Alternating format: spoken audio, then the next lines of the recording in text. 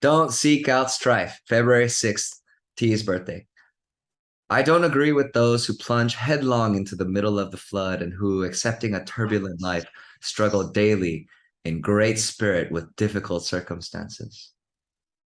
The wise person will endure that, but won't choose it, choosing to be at peace rather than at war.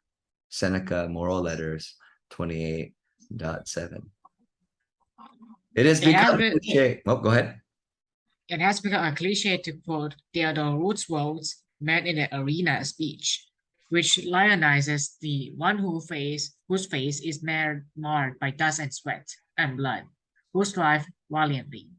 Compared to the critic who sits on the sidelines, Roosevelt gave the speech shortly after he left office, at the height of his popularity. In a few years, he would run against his former protege in an attempt to retake the White House, losing badly and nearly assassinated in the process. He would also nearly die exploring a river in the Amazon, kill thousands of animals in African safaris, and then begged Woodrow Wilson to allow him to enlist in World War One, despite being 59 years old. He would do a lot of things that seem somewhat baffling in retrospect.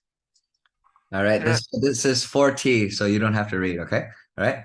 Theodore Roosevelt was truly a great man, but he was also driven by a compulsion, a work and activity addiction that was seemingly without end.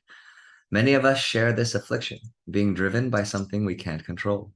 We're afraid of being still, so we seek out strife and action as a distraction. We choose to be at war, in some cases literally, when peace is in fact the most honorable and fitting choice.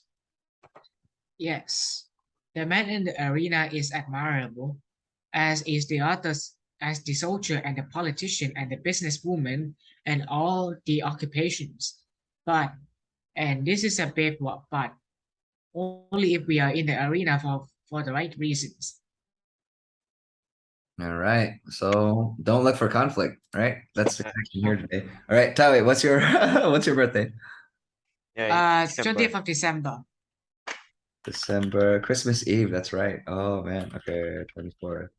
Okay. Meaningless like a fine wine. All right, so you don't have to read today because this is for you. Okay? All right, T Ah, and I, No, you're this T is and I December reading 24th. this. Yep. Meaningless like a fine wine. You know that wine and liquor taste like or similar. It makes no difference whether 100 or 1,000 bottles pass through your bladder. You're nothing more than a filter. Wow. Seneca, Moral Letters, 77.16.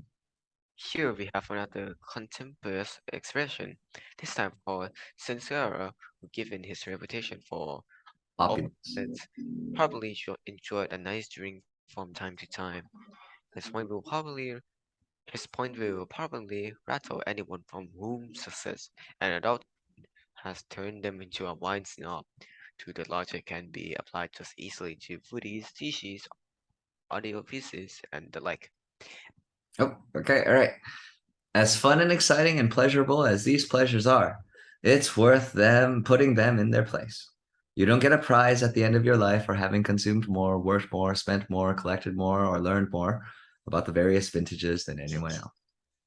You are just a conduit, a vessel that temporarily held or interacted with these fancy items. If you find yourself lusting over them, this meditation might help reduce their luster just a smidge. Oh man, this one's the deepest Now today. this is very specific. Yeah, This yeah, he yeah. work more, spend more, collect more, or learn more about their limitations than Yeah, anyone else. This yeah. is This that is way. this is where we cut the recording here. All right. See ya.